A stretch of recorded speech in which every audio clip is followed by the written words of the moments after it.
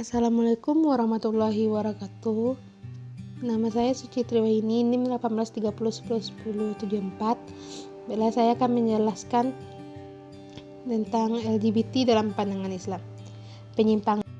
Penyimpangan seks adalah hubungan seks yang tidak semestinya melanggar larangan Allah SWT dan dilakukan karena hanya mempertuakan nafsu syahwat tanpa mengenal etika kehidupan sosial dan bertentangan dengan nilai-nilai ajaran Islam.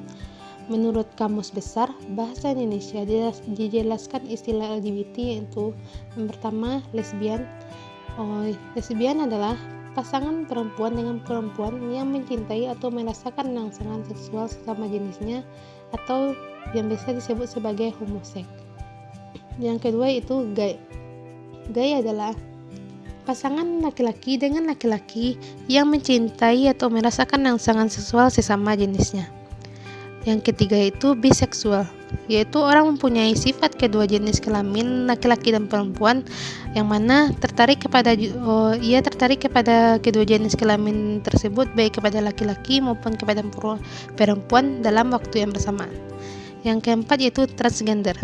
Transgender merupakan istilah yang digunakan untuk mendeskripsikan orang yang melakukan, merasa, berpikir atau terlihat berbeda dari jenis kelamin yang ditetapkan mereka saat lahir. Yang mana misalnya transgender ini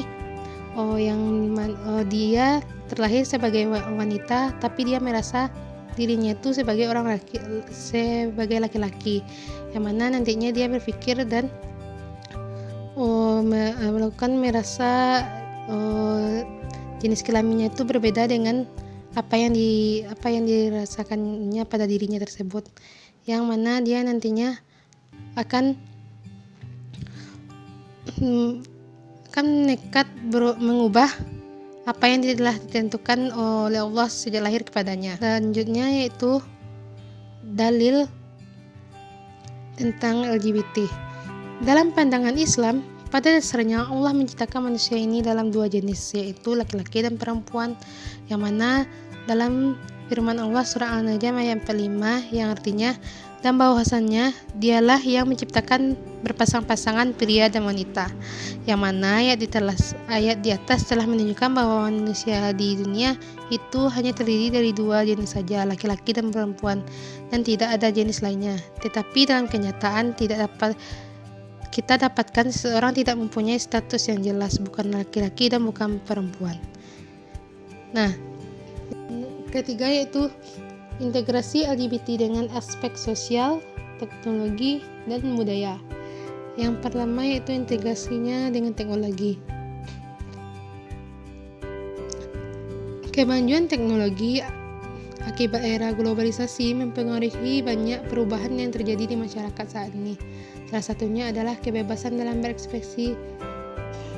Berbagai macam cara dilakukan orang untuk mengekspresikan dirinya, khususnya dalam memperkenalkan identitas diri di realitas sosial maupun media sosial. Identitas diri yang dimaksud yaitu dari pola hidup, segi penampilan, bahkan orientasi seksual yang berbeda dari etika dan norma yang berlaku dalam masyarakat. Yang kedua yaitu integrasi LGBT terhadap kebudayaan. Nah, integrasinya pada kebudayaan ini, pada lingkungan kebudayaan yang relatif modern, keberadaan kaum homoseksual masih ditolak oleh sebagian besar masyarakat, sehingga eksistensinya berkembang secara sembunyi-sembunyi. Paile menyatakan bahwa pada masa sekarang masyarakat modern cenderung bersikap negatif terhadap aktivitas erotik antara sesama jenis kelamin.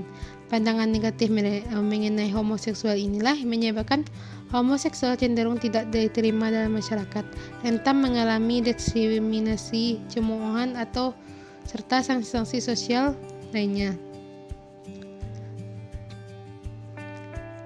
Selanjutnya integrasi LGBT dengan sosial.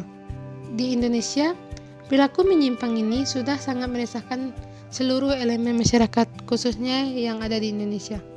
Bagaimana tidak, LGBT ini sudah merusak peradaban manusia yang menyalahi aturan yang sudah ditentukan dalam kodrat manusia. Tidak hanya merubah kodrat manusia, LGBT ini juga nantinya akan berimbas pada kejahatan. kejahatan baru atau kriminalitas, di mana kejahatan ini jika dibiarkan akan berakibat buruk pada masa depan bangsa Indonesia.